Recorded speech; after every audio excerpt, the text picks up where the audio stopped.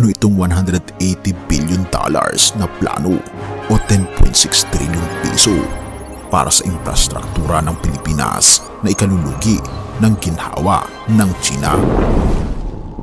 Excellencies, our contributions across the whole spectrum of UN work since its inception are borne out by history. Always ready to be part of the solution, the Philippines has regularly proven itself to be an independent, trusted partner, an innovative pathfinder, and a committed peacemaker. In the midst of mounting challenges and uncertainties, our United Nations needs steady, committed, experienced hands, and we humbly offer ours to serve in the UN Security Council for 2027 to 2028. Isang bagong simula para sa bansa.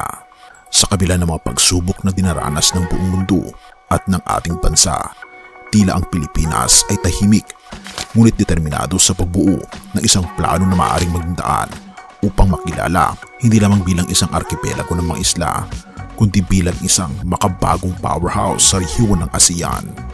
Ngunit hindi madali ang plano sa isang bansa kung saan ang matagal na kakulangan sa infrastruktura ay naging dahilan ng pagkakapaalam sa pag-unlad.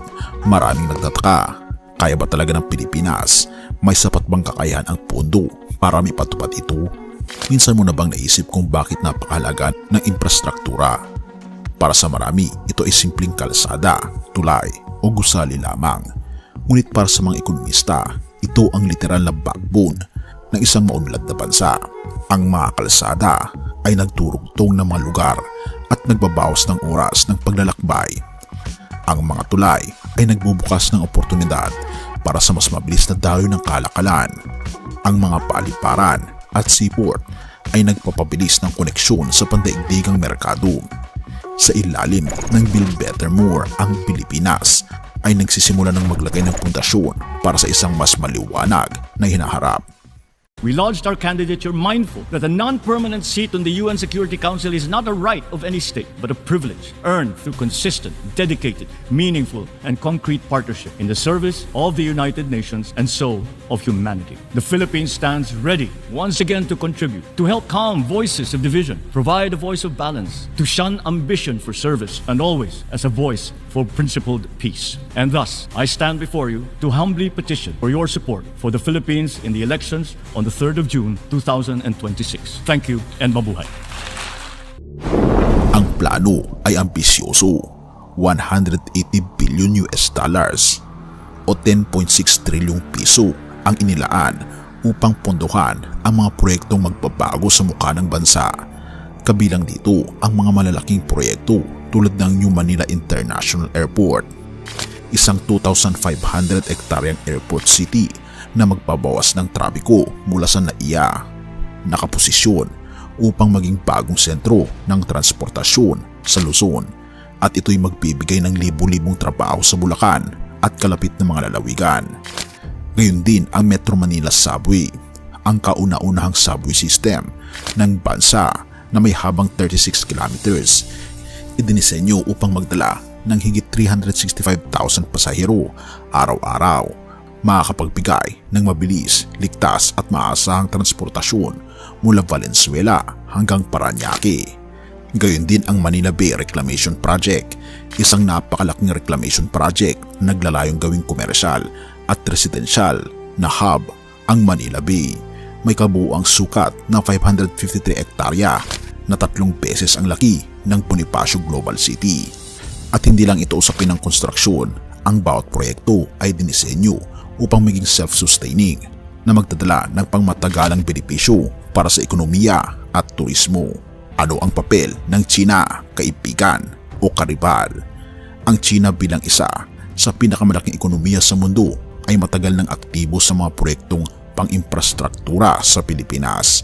Ngunit narito ang malaking tanong, ano ang epekto ng plano ng Pilipinas sa China? Habang tumataas ang kumpiyansa ng mga Pilipino sa sariling kakayahan, unti-unti namang nagiging independent ang bansa sa pagkuha ng pondo at teknolohiya. Ang Public-Private Partnership Programs o PPP halimbawa ay nagbibigay ng mga transparent at epektibong paraan upang pondohan ang mga proyekto. Sa kabila ng mga soft power moves ng China, mukhang ang Pilipinas ay may sariling direksyon na hindi naganap na umaasa sa pandaigdigang superpower. Ngunit ito ang totoong laban, may isang pagsubok sa loob. hindi may kakaila na ang $180 billion na plano o 10.6 trilyong piso ay may kasamang napakalaking hamon. Una, kakulangan ng pondo. Kahit na suportado ng gobyerno at pribadong sektor, malaki pa rin ang magiging utang ng Pilipinas upang maipatupad ang ganitong kalaking proyekto. Pero paano kung totoo ang kayamanan ng mga Marcos? Hindi kaya ito ang magiging daan para sa pagpupundo nito? Isa pa sa mga issue ay ang right of way issues. Ang mga lupa na kailangang bawiin para sa mga proyekto ay madalas nagiging sanhi ng pagkakaantala. Pangatlo, polusyon at urbanisasyon. Sa gitna ng pag-unlad, paano natin matitiyak na mananatiling balanse ang kalikasan? Gayunpaman, patuloy na nagkakaroon ng progreso sa pamagitan ng masusing pag-aaral, maigpit na regulasyon at modernong teknolohiya. Ang mga problemang ito ay inaasahang malalagpasan. Tayo ay nasa bagong dekada ng progreso. Isipin mo ang 2030. Halimbawa nito ang Mindanao Railway Project ay kumukonekta sa mga pangunahing lungsod ng Mindanao na nagbibigay daan sa mas mabilis na kalakalan at turismo. Pangalawa, ang Davao City Bypass Tunnel. Ang kauna-unahang long-distance tunnel sa bansa ay nagbabawas ng oras ng paglalakbay sa kalahati. Gayon din ang Central Luzon Link Expressway na nagkokonekta sa Tarlac at Nueva Ecija ay nagpapalakas ng agrikultura at kalakalan sa rehiyon. Ito ang Pilipinas na hindi mo pa nakikita noon, mabilis, moderno at handang humarap sa hinaharap. Bakit dapat kang magmalasakit? Ang $180 billion na plano na ito ay hindi lamang para sa gobyerno. Ito ay para sa atin. Ang bawat kalasada ay makakapagpadali ng ating paglalakbay patungo sa ating mga pamilya. Ang bawat paliparan ay magdadala ng mga bagong oportunidad sa ating mga negosyo. At ang bawat proyekto ay magbibigay ng mga ligtas at maayos na kinabukasan para sa ating mga anak. Ngunit hindi matatapos ang kwento dito habang ang plano ay mukhang makapangyarihan sa papel. Ang tanong ay, kakayanin ba natin itong ipatupad? Ito ang ating pagkakataon na magkaisa bilang isang bansa. Sa halip na maghintay sa resulta, bakit hindi natin simulang mag-ambag ngayon? Magtanong, ano ang magagawa mo para suportahan ang mga proyektong ito? Makilahok, maging bahagi ng pag-usbong sa pamamagitan man ng pagbabayad ng tamang buwis o simpleng pagbabahagi ng impormasyon tungkol sa mga proyekto. At pangatlo, magtiwala na sa kabila ng mga pagsubok at mga problema sa Pilipinas, ang ating bansa ay patuloy na aangat sa tulong ng ating Panginoong Diyos. Sa kabila ng lahat ng hamon, ito ang ating sandali upang patunayan na kaya ng Pilipino. Kaya ano ang gagawin mo? Manonood lang ba o magiging bahagi ng isang mas maliwanag na bukas? Jeremias 29 verse 11. For I know the plans I have for you, declares the Lord. Plans to prosper you and not to harm you. Plans to give you hope and the future. Sa gitna ng napakalaking mga plano para sa infrastruktura ng Pilipinas, makikita rin natin ang plano ng ating Panginoong Diyos na mas malawak at mas makapangyarihan. Habang ang gobyerno ay gumagawa ng mga hakbang upang itayo ang bansa, ipinaalala ng talatang ito na ang ating Panginoon ay may sariling plano para sa bawat isa sa atin, mga planong nagbibigay ng pag-asa at kinabukasan. Ang plano ng ating Panginoong Diyos ay hindi laging malinaw agad, tulad ng maraming mga proyekto na nangangailangan ng panahon upang makita ang resulta. Gayunpaman, tayo ay tinatawag na magtiwala at magpatuloy sa paggawa sapagkat alam natin na ang bawat hakbang ay bahagi ng mas malaking plano at mas magandang layunin ng ating Panginoong Diyos. Kung ikaw ay nakakaranas ng kabigatan, tandaan na ang plano ng ating Panginoong Diyos ay para sa iyong kabutihan. Gaya ng infrastruktura na itinatayo ng bansa, tayo rin ay tinatayo ng ating Panginoong Diyos araw-araw upang maging matatag at handang harapin ang hinaharap. At huwag tayong panghinaan ng loob sa mga paghihintay o pagsubok sapagkat ang plano ng ating Panginoong Diyos ay mas mataas at mas mabuti kaysa sa kaya nating maunawaan. Tayo manalangin. Ama naming Diyos na makapangyarihan sa lahat, salamat po sa iyong dakilang plano para sa aming buhay. Tulungan mo po kami magtiwala sa iyo.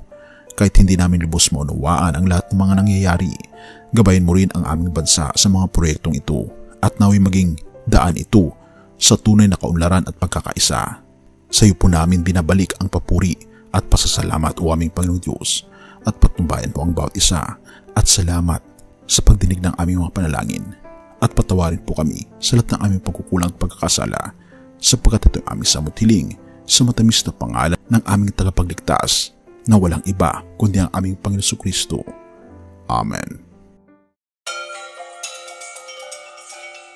Bago natin ipagpatuloy kaibigan, siya nga pala ang Great Controversy na isa sa mga pinaka-kontrobersyal na libro dahil tumutukoy ito sa mga propesiya sa libro ng Daniel at Revelation na nagaganap na sa panahon natin ngayon bago ang pagdating ng ating Panginoong Diyos ay pinamimigay na namin ng libre sa pamamagitan ng PDF.